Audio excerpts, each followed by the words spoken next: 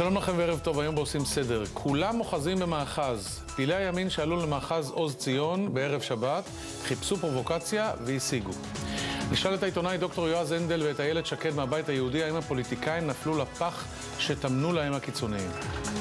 פתק לבן, פתק שחור. אריה דרעי התנצל על האמירה שהליכוד ביתנו מייצג את הרוסים הלבנים, אבל נדמה שהדברים שלו לא התנדפו. העיתונאים ידידיה מאיר וגדי סוכניק על הקשר בין רגש עדתי להחלטה פוליטית. ראש השנה של כולם, עבור מאות אלפי העולים מרוסיה, חג המולד והסילבסטר הם חלק מהתרבות. יאנה חודריקר כנפו, ילידת קייב, והרב גלעד קריב, על הניסיון חסר הסיכוי להוציא את החגים האלה מחוץ לגדר.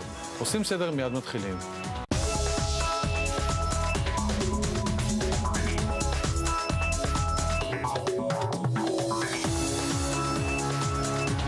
תודה.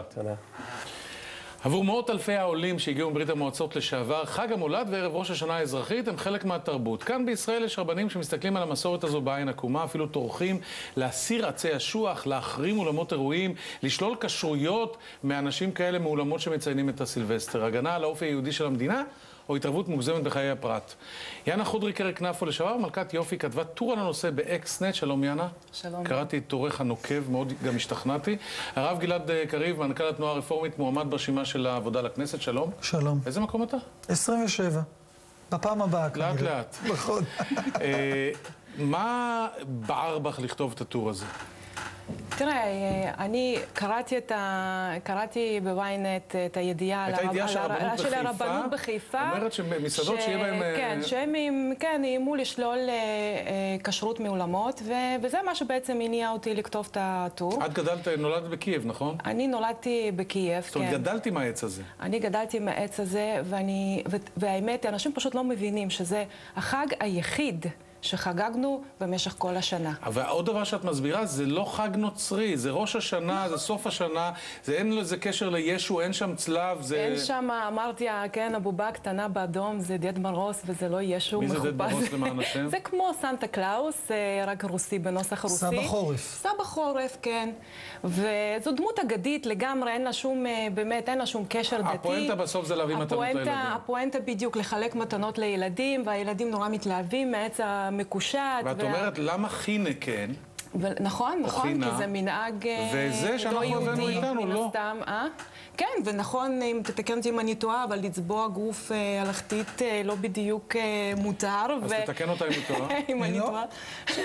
היא לחלוטין לא טועה. אפשר לתת רשימה מאוד מאוד ארוכה של מנהגים מאוד מאוד יהודיים, שהם בעצם בהשפעת התרבויות האחרות. עד היום המנגינה שבה אנחנו שרים את מעוז צור, היא בעצם מזמור כנסייה קתולי מגרמניה בימי הביניים. אז אני מציע אולי שהרבנות תוציא איסור לשיר את מעוז צור במנגינה שלו. גם העץ השוח הזה הוא בכלל, זה לא עניין נוצרי, זה דבר לא, גם הנוצרים התנגדו לו בתחילה, כמה שאני מבינה, הכנסייה בהתחלה התנגדו באופן חריף לעץ. כן, אבל האמת פשוט לא צריך להיכנס פה לדיון תיאולוגי. אותם למעלה ממיליון עולים מחבר המדינות שנוהגים במנהגים האלה, עושים את זה הרי ללא שום קשר לנצרות. מדובר באיזשהו מנהג פולקלוריסטי, ועצם היציאה כנגד המנהג הזה מלמדת על איזשהו פחד, שנאת זר, פשוט מיותר. כי דרך אגב צריך פשוט קודם כל לומר שמבחינה חוקית בישראל הרבנות אסור להתנות את תעודת הכשרות בשום דבר שלא קשור בכשרות המזון. ולכן, כדרך אגב, רבנות חיפה נסוגה. ברגע שהיא הבינה שהפעולה שלה היא לא חוקית, היא הודיעה שהיא נסוגה, אבל התופעה היא פשוט תופעה גם מגוחכת, אבל גם מטרידה. לא, אבל זה לא רק הרבנות, האמת היא הציבור, באמת, אני ראיתי לפי התגובות שקיבלתי, הציבור בארץ, יש לו איזושהי באמת תפיסה פה לגבי הציבור העולים, אגב, ספציפית, כי מי שהביא את העץ האשוח זה בעצם באמת העלייה שלנו של שנות ה-90. והם ראו בזה, כן, אנחנו אצל בבית של אימא, דתי, לא סתם אז איך הוא מקבל את העץ האשוח, ריבונו של עולם? זה קשור לאייטם הקודם.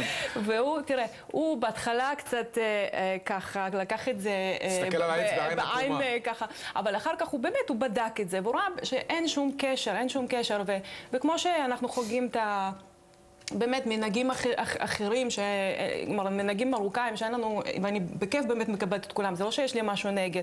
אני פשוט אומרת, כמו שאנחנו באמת קיבלנו גם מנהגים אחרים, צריכים קצת לקבל בהבנה יותר את המנהג שלנו ספציפית. שכדרך אגב לא קשור לחג המולד, גם כאן צריך להדגיש את זה, התמונות שרצות ברקע, התמונות שרצות ברקע, אלה תמונות של מיסת חג מולד מתוך כנסייה. אין קשר. אין קשר. חג המולד זה 24, זה 24, 25, פה מדובר... זה לא חג נוצרי בכלל, זה ראש השנה. נכון, פה מדובר על ה-31 נכון. עכשיו, כדרך אגב, נתון מעניין, המדינה כמעט היחידה בעולם שבה מכנים את היום הזה בשם סילבסטר, על שם הקדוש הנוצרי, זו מדינת ישראל.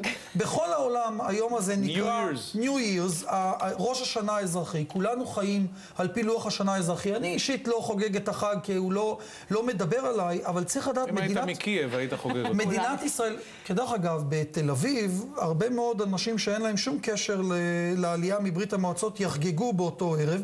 מדינת ישראל היא אחת מהמדינות היחידות בעולם, לא רק בעולם המערבי, שאין בה שבתון ב-1 בינואר, ברוב מדינות ערב, ברוב מדינות מזרח אסיה. ברוב מדינות ערב, נכון, ב-1 בינואר יש יום שבתון, ברוב מדינות מזרח אסיה.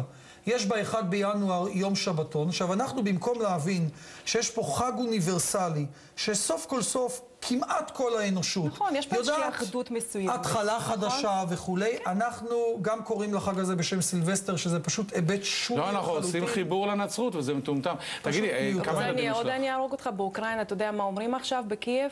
הם מתנגדים בחריפות לחג הזה עכשיו, כי הם טוענים שזה מנהג קומוניסטי.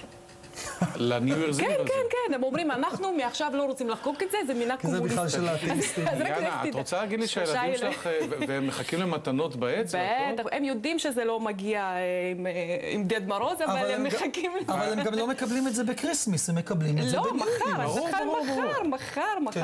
כן, אנחנו מרימים לחיים. אתם יודעים אגב שבארצות הברית, בכל היהדות בניו יורק, יש עץ שנקרא הנוקה טרי. כן, החנוכה בוש. וזה כאילו הרוונג', התשובה היהודית לקריסמס, שגם הילדים שלנו יקבלו מתנות, שמים את זה על עץ. וצריך להבין עוד פעם, כל היהדות, כל המסורת שלנו, כל הפולקלור שלנו, זרועים במנהגים שגיירנו אותם מתרבויות אחרות. הסביבון, אני בכוונה מדבר על חנוכה, כזה החג שקרוב מאוד לקריסמס, והוא הושפע מהמנהגים של קריסמס. המוזיקה של מעוז צור, המשחק בסביבון, אלה מנהגים שאימצנו מתרבויות אחרות וגיירנו אותם. עכשיו, אם אתה בטוח בתרבות שלך ובזהות שלך, מה יש לך לפחד מן התרבות האחרת? רק אנשים שלא לא בטוחים בזהותם, עסוקים בלפחד ממה שנראה להם. אבל צריך להדגיש שזו הייתה יוזמה מקומית, רבנות חיפה, היא נסוגה בה, אני לא רואה מלחמת דת סביב הדבר הזה. היה מאוד מעניין, אל תלכו עדיין, תודה רבה. עד כאן עושים סדר, תודה שהייתם איתנו, מחר תהיה כאן גל גבאי, אנחנו נתראה ביום שלישי. ואותנו עוד שומעים, אבל אני כל הזמן מנסה לחקור את המנהגים ממשפחת חודריקר כנפו, כי נראה לי שם החיבור. הילדים בלונדינים או מרוקאים? הבלונד ניצח, האמת. ויש לי שתי ילדות נראות ככה מאוד, הן דומות לי מאוד. בנות כמה? 10 ושנה. שנה? מלכת היופי עוד 7 שנים, יכול להיות שתהיה חודריקר כנפו.